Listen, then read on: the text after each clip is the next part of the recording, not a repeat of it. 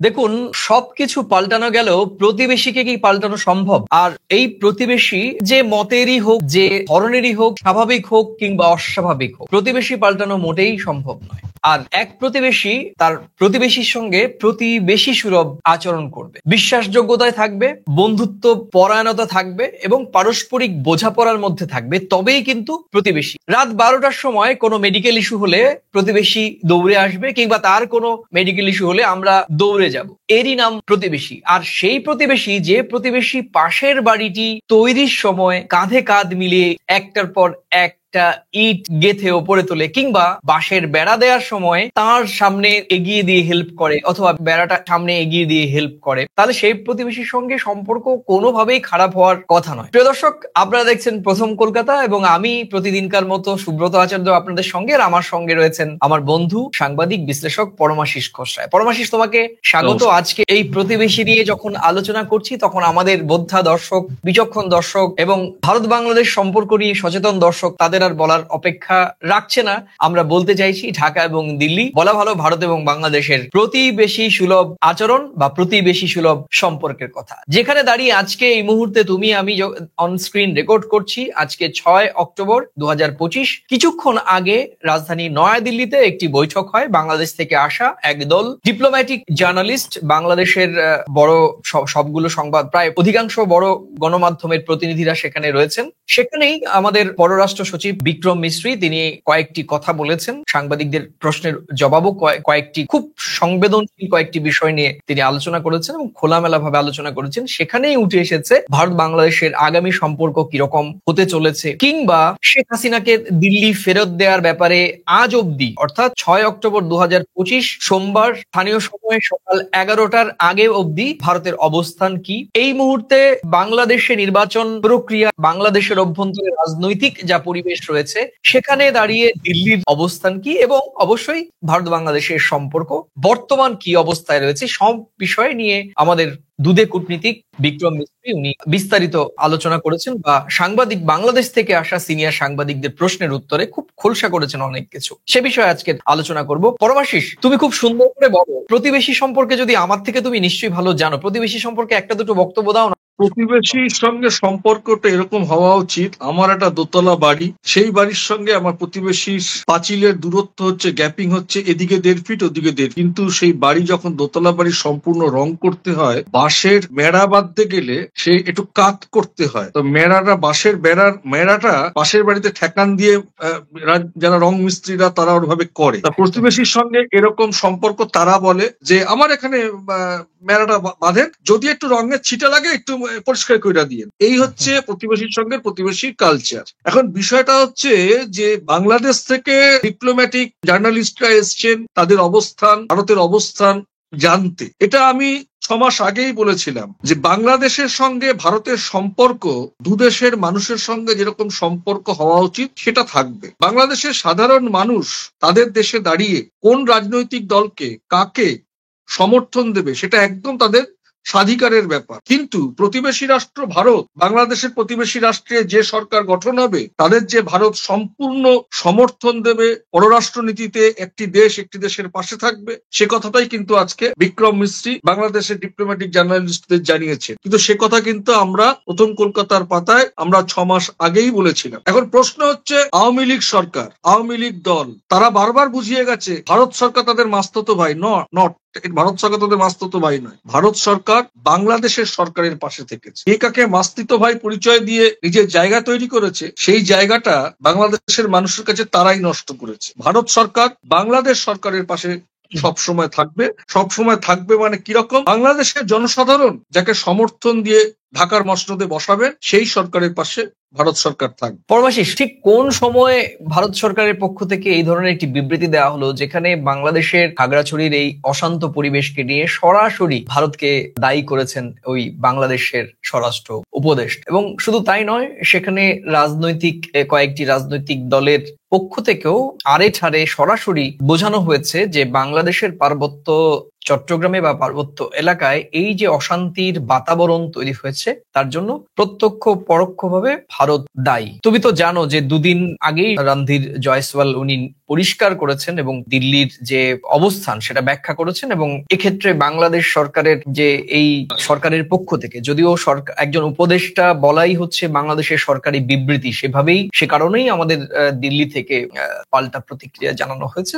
দিল্লি পরিষ্কার বলেছে যে বাংলাদেশের অভ্যন্তরীণ বিষয়টি সেই সরকারেরই দেখা উচিত। আমরা বলবো যে সেই দেশে সেই আইন শৃঙ্খলা অবস্থা আপনারা নিজেরা ঠিক করুন, দোষারোপ করে এই গোটা ঘটনা থেকে চোখ ফিরিয়ে নেওয়ার কোনো সুযোগ নেই। ভারত কখনোই কোনো অভ্যন্তরীণ বিষয়, এই ধরনের ক্ষেত্রে তো নয়, কোনো অভ্যন্তরীণ বিষয়ে তারা নাক গলায় না বা ইন্টারফেয়ার করে না। কিন্তু এই ঘটনার পর দিল্লির তো পাল্টা রিয়াকশন হওয়ার কথা ছিল আরো বেশি। তাহলে আজকে একেবারে সরাসরি ডিক্যাবের বাংলাদেশ থেকে আসা ডিপ্লোম্যাটিক করেসপন্ডেন্ট অফ বাংলাদেশের সিনিয়র সদস্যদের সামনে বিক্রম মিস্ত্রি প্রটোকল অনুযায়ী বলছি যে রণধীর জয়সওয়াল যে পররাষ্ট্র মন্ত্রণালয়ের যিনি বক্তব্য রাখেন মুখপাত্র, তিনি তো নিজের সিদ্ধান্ত বলেন না, তিনি বলেন হচ্ছে সরকারের সিদ্ধান্ত, সচিব তার দায়িত্ব তার থেকে বেশি প্রটোকল। তাহলে আজকে তিনি বলছেন যে বাংলাদেশের সঙ্গে নির্বাচিত যে সরকারই আসুন না কেন, বাংলাদেশের সঙ্গে ভারত সরকার বন্ধুত্ব রাখবে বা কূটনৈতিক যে সম্পর্ক রাখা সেটি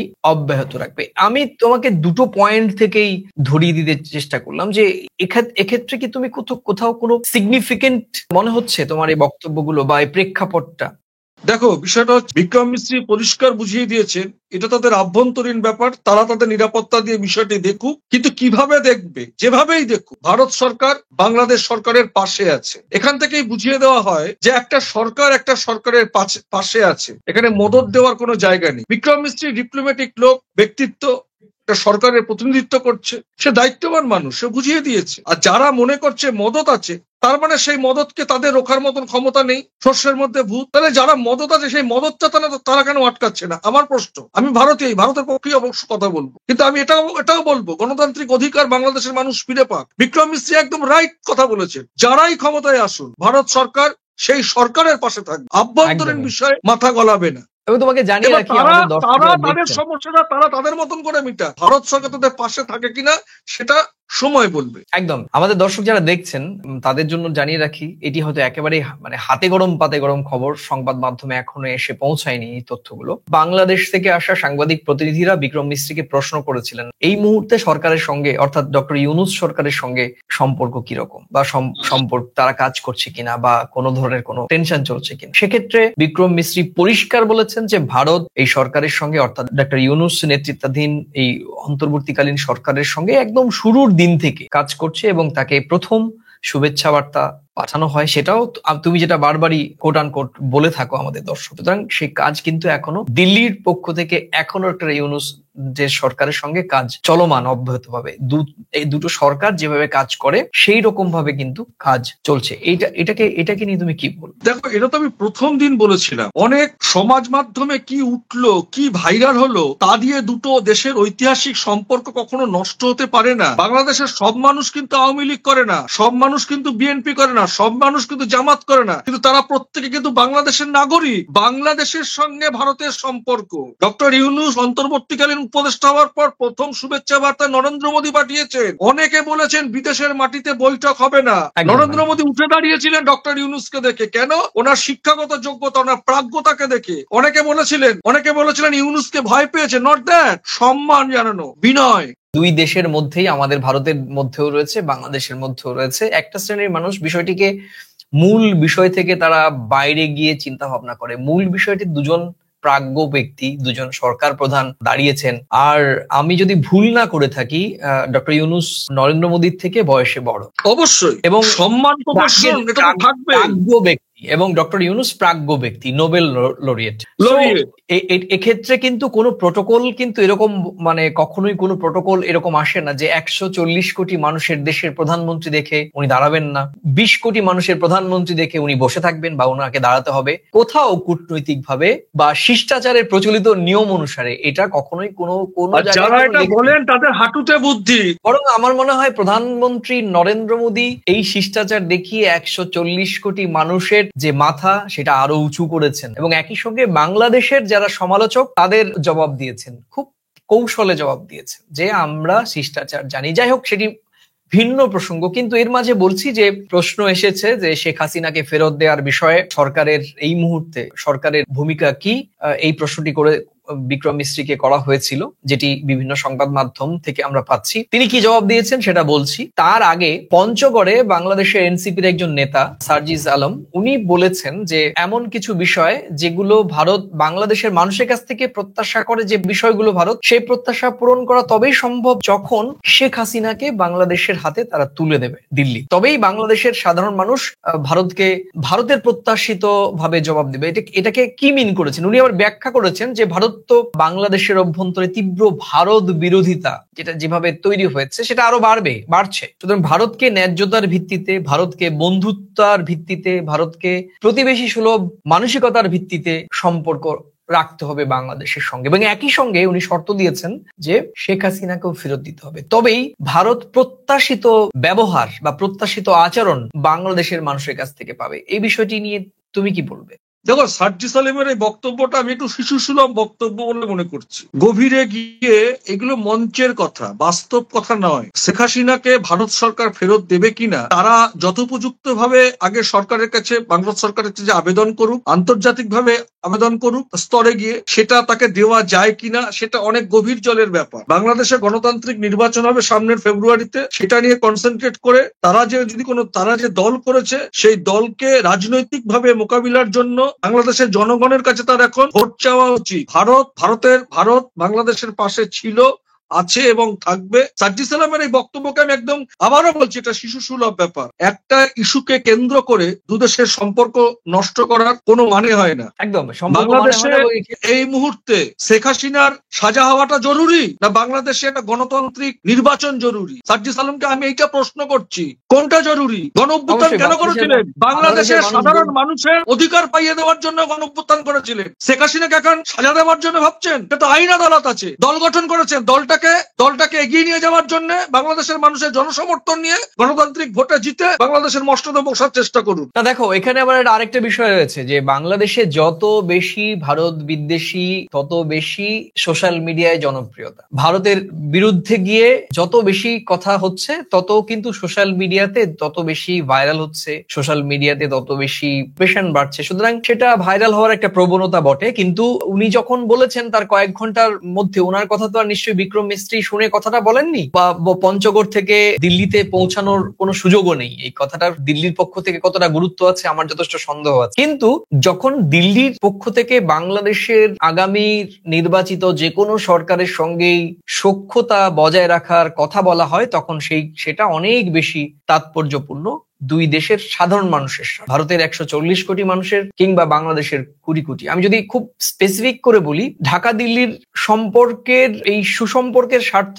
বাংলাদেশ আর বাংলাদেশ ঘেঁষে আমাদের যারা এই কটি রাজ্য, পশ্চিমবঙ্গ, আসাম, ত্রিপুরা, মিজোরাম, এই কটি রাজ্যের সঙ্গে সরাসরি স্বার্থের সম্পর্ক। সুতরাং দিল্লি ঢাকা যত সুদৃঢ় হবে বন্ধুত্ব, তত কিন্তু আমাদের এই রাজ্যগুলোর সঙ্গে বাংলাদেশের সাধারণ মানুষের সম্পর্ক আরো সুদৃঢ় হবে, বন্ধুত্বপূর্ণ হবে, বিশ্বাসযোগ্যতায় থাকবে। নচেত এই কনফ্লিক্ট থাকবে এবং সেটা দুটো দেশেরই সামগ্রিকভাবে অকল্যাণের একটা ইঙ্গিত, এবং সেটা নিশ্চয়ই দুই দেশের যারা কূটনৈতিক মহল আছেন, যা দুই দেশের নীতি নির্ধারণ করেন, তারা নিশ্চয়ই এই ধরনের সিদ্ধান্ত নেবেন না যেখানে জনগণের বিপক্ষে যায়। কারণ এটা আমি বরাবরই বলি যে অতীতে দিল্লির পক্ষ থেকে বাংলাদেশের একটি রাজনৈতিক দলের ওপর তাদের যে বেশি প্রচ্ছন্ন একটু স্নেহ, ভালোবাসা বা সমর্থন ছিল, সেই বিষয়টি দিল্লির পক্ষ থেকে প্রকাশ্যে না স্বীকার করলেও সাউথ ব্লকের কেউ তো এই কথাগুলো এখন বিভিন্ন গণমাধ্যমে নাম না কোট করে বলছেন যে সাউথ ব্লকের একটি অংশ মনে করেন যে বাংলাদেশের বিষয়ে গত 15 বছর যেভাবে দিল্লি কিছু জায়গায় ডিল করেছে, সেটি কূটনৈতিকভাবে বাংলাদেশের অভ্যন্তরে ভারতের সঙ্গে যে সম্পর্ক বা ভারত বিদ্বেষী মনোভাব তৈরি করার পেছনে এটা একটা বড় কারণ হিসেবে তারা কিন্তু দেখছেন। সুতরাং এক্ষেত্রে পরিষ্কার যে সাউথ ব্লকের যে অংশ থেকে এই ধরনের একটি মূল্যায়ন উঠে এসেছে, সেটি সাউথ ব্লকের একটি বড় অংশ সেই মূল্যায়ন নিয়ে কিন্তু ভেবেছে এবং ভাবতে বাধ্য হয়েছে চলমান সম্পর্কের নিরিখে। এবং সেক্ষেত্রেই আমার বিশ্বাস যে ভুল হতেই পারে। দেখো, তুমি একটা সাদা শার্ট নিয়ে বাইরে বেরোলে যতই তুমি বাঁচানোর চেষ্টা করো, কাদা বা একটু নোংরা লাগবেই, কিন্তু নোংরা ধোয়ারও কিন্তু আমাদের অনেক কৌশল রয়েছে। তাই না? আমরা অবশ্যই। প্রোটেকশন নেওয়ার অনেক কৌশল থাকে। তো কূটনীতিতে সম্পর্কের উত্থান পতন, প্রতিবেশীর সঙ্গে সম্পর্কের উত্থান পতন থাকবে, আবার স্বাভাবিক হয়ে যাবে দিন শেষে। প্রতিবেশী সব পাল্টানো গেল, প্রতিবেশী পাল্টানো সম্ভব নয়। এবার শেষ করব। প্রিয় দর্শক, আপনারা দেখছেন প্রথম কলকাতা এবং আপনাদের সঙ্গে আমি এবং আমার বন্ধু পরমাশিস ঘোষ রায় রয়েছি। আপনারা, আমার বিশ্বাস যে বাকি সময় জুড়ে থাকবেন, কারণ আজকের এই আলোচনাটি প্রাসঙ্গিকভাবে খুবই গুরুত্বপূর্ণ। এবং শেষ করব শুধু শেখ হাসিনাকে ফেরতের প্রশ্নে আমাদের পররাষ্ট্র সচিব বিক্রম মিশ্রি তিনি কি বলেছেন সেই বক্তব্যগুলো দেওয়ার পর আমি এই আলোচনাটা শেষ করব। এবং আমি প্রতিবারের মতো বলি, আপনারা আমাদের এই আলোচনার কোন অংশের সঙ্গে সহমত এবং কোন অংশের সঙ্গে ভিন্নমত সেটা অবশ্যই লিখে জানাবেন। অবশ্যই ভিডিওটি ভালো লাগলে শেয়ার করবেন। আর আপনারা যারা নতুন এসছেন আমাদের সঙ্গে যারা আজকেই প্রথম, তাদের বলবো যে আপনারা সাবস্ক্রাইব করার আগে, প্রতিবার আমি বলি যে সাবস্ক্রাইব করুন, না, সাবস্ক্রাইব করার আগে আমাদের পুরনো ভিডিওগুলো দেখে তারপর সাবস্ক্রাইব করবেন। কারণ বাংলাদেশ নিয়ে অনেকেই বলবার চেষ্টা করেন, আমাদের ভারতীয় অনেক সাংবাদিক, বোদ্ধা বা গবেষক, কিন্তু আমাদের বক্তব্য আমরা যা আপনাদের সামনে তুলে ধরবার চেষ্টা করি, সেই বক্তব্যের সঙ্গে আপনারা আমাদের ভারতীয় অন্য বাংলাদেশ নিয়ে যারা বিশেষ করে বাংলাদেশ ওরিয়েন্টেড কন্টেন্ট করেন, তাদের কন্টেন্ট গুলোর সঙ্গে আপনারা জাস্ট একটু তুল্যমূল্য বিচার করে তবেই আমাদের প্রথম কলকাতা ফেসবুক বা ইউটিউব সাবস্ক্রাইব করবেন। আমি আজকের থেকে এই সাবস্ক্রাইব করার কথা আপনাদের আর বলবো না, এটা আমি আপনাদের সামনে কথা দিচ্ছি। যাই হোক, বিক্রম মিস্ত্রিকে প্রশ্ন করেছিলেন একজন বাংলাদেশি সাংবাদিক। তিনি বলেছিলেন যে শেখ হাসিনাকে ফিরিয়ে দেওয়ার ব্যাপারে দিল্লির কি চিন্তা ভাব। তখন বিক্রম মিস্ত্রি পরিষ্কার বলেছেন যে বিষয়টি দিল্লির কাছে বিবেচনাধীন, তবে যেহেতু আইনি প্রক্রিয়া এর মধ্যে যুক্ত রয়েছে, সে কারণে তিনি এর থেকে বেশি আর কোনো বক্তব্য বা তার কাছে আর কোনো ধরনের তথ্য নেই যেটা তিনি বাংলাদেশের এই অতিথি সাংবাদিকদের কাছে দিতে পারেন, এবং তার মাধ্যমে বাংলাদেশের গণমাধ্যম বা আমাদের ভারতীয় গণমাধ্যম বা আন্তর্জাতিক গণমাধ্যমে এই সংবাদ যেতে পারে যে হাসিনাকে দেওয়ার ব্যাপারে দিল্লির অবস্থান পরিষ্কার হয়েছে বা পরিষ্কার এখনো হয়নি। সুতরাং আপনারা এটা শোনার জন্য হয়তো অনেকে অপেক্ষা করছেন যে শেখ হাসিনাকে ফিরিয়ে দেওয়ার ব্যাপারে দিল্লি তাদের নতুন কোনো চিন্তা ভাবনা করেছে কিনা। না, দিল্লি তার আগের অবস্থানেই রয়েছে, কারণ বিষয়টি আইনি প্রক্রিয়ার মধ্যে রয়েছে। আর যেহেতু বাংলাদেশ থেকে দাবি করা হয়েছিল, চিঠি পাঠানো হয়েছিল, সেই চিঠির বিষয়টি প্রক্রিয়াধীন রয়েছে। সেই প্রক্রিয়াধীন কোনো বিষয় নিয়ে তো কোনো সিদ্ধান্ত আনুষ্ঠানিকভাবে না হওয়া পর্যন্ত জানানো যায় না, সেটা কূটনৈতিক শিষ্টাচার বহির্ভূত। এবং সে কারণেই বিক্রম মিস্ত্রি পরিষ্কার বলেছেন যে এই বিষয়ে তার কাছে নতুন কোনো আপডেট নেই। পরমাশিস, তুমি বলো যে তুমি তো বারবারই বলো, এই কিছুক্ষণ আগেও বলেছো যে বিষয়টি আইনের সঙ্গে সম্পৃক্ত, সে কারণেই বিষয়টি নিয়ে খুব বেশি এরকম ভাবে চাইলেই সবকিছু হবে এরকমটি নয়। কারণ পৃথিবীর বহু নেতা নেত্রী কিংবা ব্যবসায়ী পৃথিবীর বিভিন্ন দেশে গিয়ে রাজনৈতিক আশ্রয় গ্রহণ করেন এবং তাদের কিন্তু অতিথি হিসাবে সেই দেশের সরকার আশ্রয় দেন এবং প্রোটেকশনও দেন। এটা তো কোথাও অন্যায্য কিছু নেই। শেখ হাসিনা বাংলাদেশের প্রাক্তন প্রধানমন্ত্রী, সে দেশে সে যে ঘটনা ঘটেছে বা যে কারণে উনি এখান থেকে চলে এসেছেন, আমাদের কাছে কিন্তু উনি অতিথি, আর বাংলাদেশ সরকারের কাছে উনি এখন অভিযুক্ত। এখন তারা অভিযুক্তকে ফেরত চাইছে, আমার কাছে সে অতিথি। দুটো মেরুতে রয়েছে। সেই জায়গা থেকে দাঁড়িয়ে এটা কোনো সাংবাদিক, সেটা আমার দেশের ফেরত চাওয়াটাও স্বাভাবিক, আবার আমার অতিথিকেও আমি ফেরত দেব।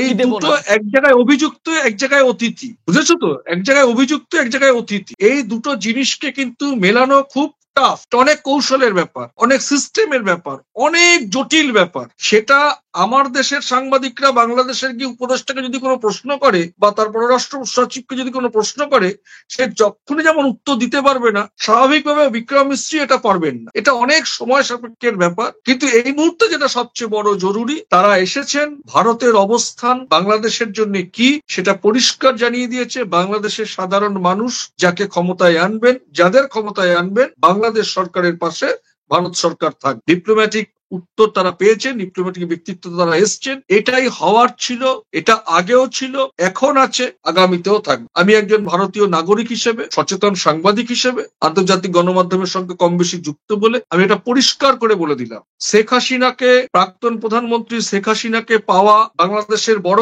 পাওয়া, নাকি বাংলাদেশে গণতন্ত্র প্রতিষ্ঠিত হওয়া? আর বাংলাদেশে গণতন্ত্র প্রতিষ্ঠিত হলে যারাই গণতান্ত্রিক ভাবে প্রতিষ্ঠিত হবে, ভারত সরকার তাদের পাশে ছিল, আছে এবং থাকবে। অনেক ধন্যবাদ পরমাশিস, তোমাকে অনেক ধন্যবাদ। তুমি দীর্ঘ সময় আমাদের সঙ্গে ছিলে এবং আমাদের দর্শকদের তুমি তোমার মূল্যবান বিশ্লেষণ শোনালে। প্রিয় দর্শক, আমি শেষ করব শুধু কয়েকটি কথা বলে, সেটি বাংলাদেশ এবং ভারতের সম্পর্ক আমরা যেভাবেই দেখি, যে দৃষ্টিকোণ থেকে দেখি, নিচ থেকে দেখি বা উপর থেকে দেখি, তেড়া দেখি বেঁকা দেখি, বাংলাদেশ ভারত দুই প্রতিবেশী দেশ। বাংলাদেশ এবং ভারতের মধ্যে প্রায় ৪,৫০০ কিলোমিটার সীমান্ত রয়েছে, অসংখ্য নদী, অসংখ্য জমি, অসংখ্য ফসল, অসংখ্য স্মৃতি এই দুই দেশের মধ্যে রয়েছে। ১৯৪৭, ১৯৭১ এবং তারপর এই চলমান যে সম্পর্ক, সবই ভারত এবং বাংলাদেশের মানুষ সাক্ষী ছিলেন। দেশভাগের ক্ষত শুকোতে না শুকোতেই আবার ১৯৭১ হয়েছে। ১৯৭১ সালের অসংখ্য উদ্বাস্তুকে ভারত আশ্রয় দিয়েছে। এরপর ভারত বিভিন্নভাবে কারণে অকারণে বাংলাদেশের মানুষের পাশে থেকেছে। ভারতের বিরুদ্ধে যে অভিযোগগুলো বাংলাদেশের মানুষের পক্ষ থেকে করা হয়, সেটি রাজনৈতিক দৃষ্টিভঙ্গি থেকে ভারত কখনো কখনো তাদের রাজনৈতিক দৃষ্টিভঙ্গি থেকে, বিশেষ কোনো কোনো ক্ষেত্রে রাজনৈতিক ভাবে তারা কোনো রাজনৈতিক দল বা তাদের মতাদর্শের সঙ্গে বন্ধুত্ব হয়েছে, কিংবা কখনো কখনো তাদের সঙ্গে বৈরিতা হয়েছে, কিন্তু আখেরে দুই দেশের সাধারণ মানুষের সম্পর্ক কোথাও গিয়ে কাটাছেঁড়ার মধ্যেও একটি সুসংহত অবস্থায় রয়েছে বলেই আমার বিশ্বাস। এবং সে কারণেই ভারত এবং বাংলাদেশের সাধারণ মানুষের মধ্যে পরস্পরের দুটি দেশ নিয়ে এত কৌতূহল, এত প্রশ্ন, এত জিজ্ঞাসা। সেটা থাকবে। প্রশ্ন, কৌতূহল, জিজ্ঞাসা, এই সব ফিলিংস বা অনুভূতি এখনো যেহেতু বিদ্যমান রয়েছে, তাই আমার বিশ্বাস, আমি মনে প্রাণে বিশ্বাস করি, এসব কখন যখন আমি প্রতিবেশীর প্রতি আমার আগ্রহ থাকে। আর আগ্রহ কখন? যখন তার প্রতি আমার কোথাও গিয়ে ভালোবাসা বা অভিমান বা রাগ বা ক্রোধ বা বিদ্বেষ থাকে। আর এই সমস্তই হয় হচ্ছে খুব কাছের আপনজনের সঙ্গে। ভারত বাংলাদেশের সম্পর্ককে আপনি যেভাবেই দেখুন না কেন, এটি অবিচ্ছেদ। আজকে যা অবস্থা, ১ বছর আগে যেরকম ছিল, আজকে ১ বছর পর সেরকম নেই। এবং আমি দায়িত্ব নিয়ে বলছি, যদি পরমেশ্বর আমাদের দুজনকে বাঁচিয়ে রাখেন, আমাদের আপনাদের সবাইকে ভালো রাখেন, আগামী ১ বছর পর অক্টোবরের এই ৬ তারিখে নিশ্চয়ই আমাদের এই ভিডিওটি আবার দেখবেন, এবং তখন আমরা নতুন করে ভিডিও করব যে ভারত বাংলাদেশের সম্পর্ক আগের যে কোনো সময়ের তুলনায় অনেক বেশি ভালো এবং সুদৃঢ় বিশ্বাসযোগ্যতা এগিয়ে যাবে। একটি দুটি বিষয় সবসময় অমীমাংসিত থাকবে। সারা পৃথিবীতেই প্রতিবেশীদের সঙ্গে এরকম অমীমাংসিত অনেক ইস্যু থাকে, অনেক ইস্যু নিয়ে আমাদের আলোচনা চলতেই থাকে, কাটাছেঁড়া চলতেই থাকে। কিন্তু তার জন্য কি আমাদের পারস্পরিক সম্পর্ক থেমে যাবে? একদম নয়। এই প্রত্যাশা নিয়েই আজকের আলোচনা শেষ করছি। ভারত এবং বাংলাদেশের সম্পর্ক জয়ী হোক, এগিয়ে যাক কাঁধে কাঁধ মিলিয়ে। ভালো থাকবেন, সুস্থ থাকবেন এবং সবাই নিরাপদে থাকবেন। আজকে এই পর্যন্তই। নমস্কার। নমস্কার।